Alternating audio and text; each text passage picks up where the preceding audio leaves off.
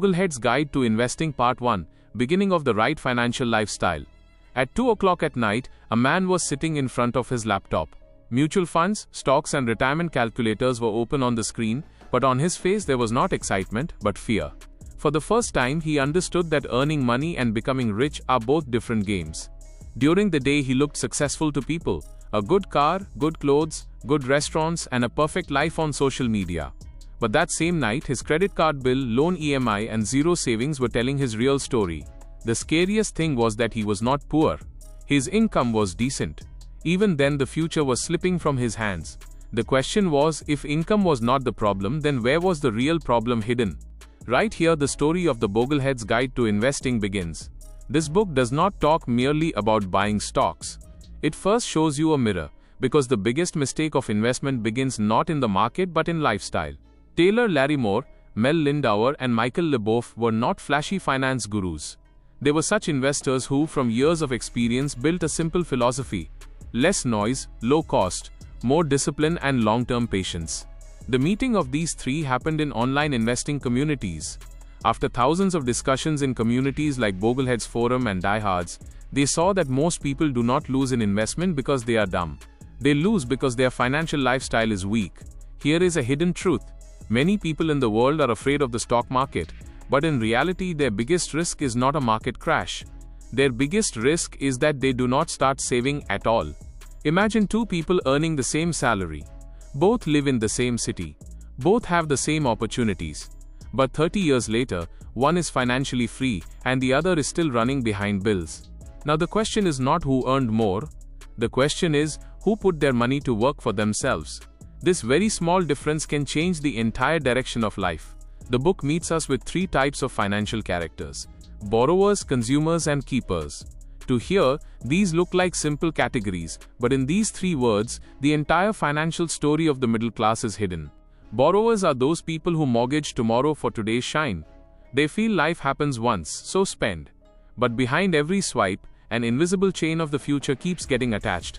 People like Bill and Betty can look rich from the outside. Expensive car, big house, branded things, and parties. But their wealth is not their own. It stands on the temporary permission of banks, credit cards, and lenders. This lifestyle is dangerous because in the beginning, it does not look like a problem. As long as salary keeps coming, everything feels normal. But as soon as job loss, illness, or an accident comes, the whole show starts breaking. One missed paycheck, one medical emergency, one business slowdown, and suddenly those same luxury items become a burden. Car does not remain an asset, it becomes an EMI. House does not remain comfort, it becomes pressure. This is negative wealth. Whether money is visible in the pocket or not, if liabilities are bigger than assets, then a person can be financially weak from inside while looking rich. Now we come to consumers. People like James and Kathy are not irresponsible. They look at the budget, buy according to need, and try to keep debt under control. But their problem is different. Whatever they earn, they spend almost all of it. Their life looks balanced, but the engine for the future has not started. They are not drowned in debt, but they are not building wealth either. The tragedy of consumers is that they are not living wrong, but they are not moving forward either. Every month income comes, bills go, and then the next month begins. As if life has become a financial treadmill. In this treadmill, the biggest deception is comfort. Because when everything is getting managed, then urgency is not felt. But retirement, inflation and emergencies quietly keep moving forward in the calendar. Then come keepers. People like Ken and Kim can be ordinary in appearance. Perhaps their salary may not be very high either. But their mindset is different from others. Keepers pay themselves first. They keep a portion of their income aside for the future. Then they do not just deposit that money, they invest it, so that money can grow with time. Here the magic is not in some secret stock. Magic is in the habit. A 10% saving might sound small to hear, but when discipline, time and compounding join, this very small decision can become extraordinary. Boglehead's philosophy says that financial independence does not come suddenly. It is not built by lottery, hot tip or quick profit. It is built by repeated boring right decisions, which look boring from the outside but are powerful from inside. The pattern is a bit strange. People who put more energy into looking rich often cannot build wealth. And people who quietly build wealth often do not look rich in the beginning at all. This is the first big revelation. Real wealth is not visible. Real wealth is that money which you did not spend, that freedom which you bought for the future. Income is necessary, but income alone is not enough. If someone earns a lot of money in a year and spends everything, then his net worth can remain zero or negative. Therefore, the book shifts us from paycheck mentality towards net worth mentality. Paycheck mentality asks, how much came this month? Net worth mentality asks, how much really remained with me and grew? This shift is not small. It changes financial identity. You do not remain just an earner, you start becoming an owner. Money does not remain a thing slipping from your hand, it becomes part of a system. Now here comes an uncomfortable question. Are you the owner of your salary, or does salary just pass through between your expenses? The answer is not easy but necessary. Many people want to learn investment, but step into the market without clearing debt. They feel returns will come from stocks, and life will change. But high-interest debt is quietly eating their hard work. Credit card debt is a type of reverse investment. Instead of earning from compounding, you are losing from compounding.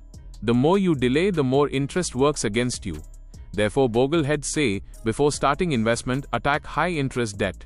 Because debt repayment many times is like a risk-free return. You saved interest, meaning you stopped future leakage. The twist here is that not every loan is bad, but expensive debt is dangerous. If your money is searching for an uncertain return in investment, and on the other side debt is eating guaranteed interest, then math has already given the answer. But clearing debt is not just a matter of numbers. It is also a matter of mental freedom.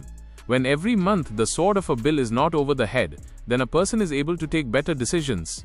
Now comes the third pillar, emergency fund. Simple to hear, but this is the shock absorber of financial life. Without an emergency fund, every unexpected event can break an investment plan. Job goes away, medical expense comes, repair happens in the house, business slows down. Such situations do not come after asking. And if cash reserve is not there, then a person in compulsion takes debt or sells investment. Emergency fund feels boring because it does not give fast return. But its job is not to give return, but to save you from compulsion. Sometimes the best investment is that which stops you from selling a wrong investment. Imagine the market is down and at that very time you needed money. If an emergency fund is not there, you will sell funds in loss. In that moment, not the market, but your preparation defeats you. This is the reason that financial lifestyle comes before investment strategy. If the foundation is weak, then no matter how smart the portfolio is, it can shake at the first shock of stress. The Bogleheads guide takes us repeatedly towards simplicity. First, control lifestyle. Then reduce debt. Then build an emergency fund.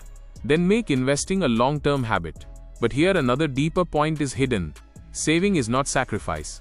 Saving is buying future freedom. Every unnecessary purchase today is perhaps reducing one option of tomorrow. Many people think that saving money means not enjoying life. But the message of the book is not like that. The matter is not of stopping enjoyment, it is of stopping unconscious spending. You have to leave coffee and become rich. This is a half-truth. The real matter is that if every small and big spending keeps happening without thinking, money will keep leaking. Financial lifestyle means deciding values. Which expense really gives happiness? Which expense is just the pressure of show-off? Which expense feels good today but can become a regret tomorrow? From here, investing becomes human. It does not remain just a story of charts. It becomes a story of identity, habit, ego, fear, and patience. The problem of borrowers is not just debt, it is denial. The problem of consumers is not just spending, it is lack of direction. The strength of keepers is not just saving, it is clarity. And without clarity, even financial advice confuses. Someone says take stocks, someone says take gold, someone says take real estate, someone says do SIP. But if the lifestyle is broken, the strategy does not hold. This is the reason that in part 1, we are not going up to stock selection. First, it is necessary to understand that before becoming an investor, you will have to become a financially stable human being. If you are not able to save every month, learning market timing is useless. If credit card interest is running, before finding a hot mutual fund, leakage will have to be closed. And if an emergency fund is not there, long-term investing will remain long-term only in name. At the arrival of the first crisis, the plan will break, and then that same old cycle will begin. The beauty of Bogleheads' philosophy is this very thing, that it does not ask you to become impressive. It asks you to become consistent. Because in finance, consistency often comes in more useful than intelligence. Even an ordinary investor can get extraordinary results if he keeps the right lifestyle, low-cost investing, and patience together. But this path looks simple but is difficult to do. Difficult because society does not let you become a keeper. Ads make you a consumer. Easy loans make you a borrower. Social comparison pushes you towards unnecessary spending. Everywhere the message is buy now, think later. But the message of wealth is opposite. Think first, buy later, and make the future a shareholder too. This is that very moment where the viewer should ask a question to himself. Which category am I in? Borrower, consumer, or keeper? And am I ready to listen to the truth? Because many times financial transformation begins not with a big investment but with an honest confession. I am not managing as much as I earn. This line gives pain but opens the path too. Now think, if someone understands this at the age of 25 and starts investing a small portion of his income, then time can become his silent partner. But if that same person waits till 45, he will need more money, more discipline, and more pressure. Compounding works when started late, but its biggest friend is time. Therefore, the book is powerful for beginners because it gives them simple truth before complex formulas. Start early, understand expenses, handle debt, build an emergency fund, and make investing a lifestyle. Here another myth breaks. Investing is not a rich people's game. Investing is the game of those people who make their future today's priority. You do not need a perfect salary. You do not need a perfect market. You do not need perfect knowledge in the beginning either. You need a sound financial lifestyle. And the first signal of a sound lifestyle is that you spend less than your income. This sounds old to hear, but this is the most underrated rule of wealth building. Many people ignore it because it is not exciting. In it, there is no dramatic secret. But this very boring rule is hidden somewhere or the other in every serious investor's story. Now here part 1 gives its payoff. Beginning of investment happens before choosing a mutual fund. Beginning happens from that day when you decide that your money will work not just today but for the future as well. Becoming a consumer from a borrower is progress. Becoming a keeper from a consumer is transformation. And becoming an investor from a keeper is that stage where the real story of compounding begins. But still a big question remains. When you started saving, controlled debt, and built an emergency fund, then now where will the money go? In stocks? In bonds? In mutual funds? In index funds? Or in some such simple system, which keeping away from the noise of the market can build wealth? Right here the next door of Bogleheads philosophy opens. Because after the lifestyle is right, the biggest question comes, whether to make investment complicated or keep it simple. And in part 2, this very mystery will open as to why sometimes the most intelligent investor is the one who, leaving the attempt to beat the market, chooses a different path. If this video has taught you something new, or if you feel this information should reach more people, don't forget to like and share the video. Your small share can become valuable and useful information for someone else. If you have any questions related to this topic, or if you would like to share your opinion with us, be sure to write in the comment box. We read every question and suggestion from you, because your feedback inspires us to create better content. And if you want to keep receiving such interesting and reliable information about business, the economy, and the world in the future, then don't forget to subscribe to our channel GRT Business and also press the bell icon so that you get notifications of every new video directly. At GRT Business, we always strive to provide you with accurate, balanced, and reliable information. Our news and analysis are prepared based on information obtained from various news agencies, public sources, and public opinion. We make every effort to verify and validate each fact as much as possible. But in case of any possible error or dispute, the responsibility lies with the respective sources.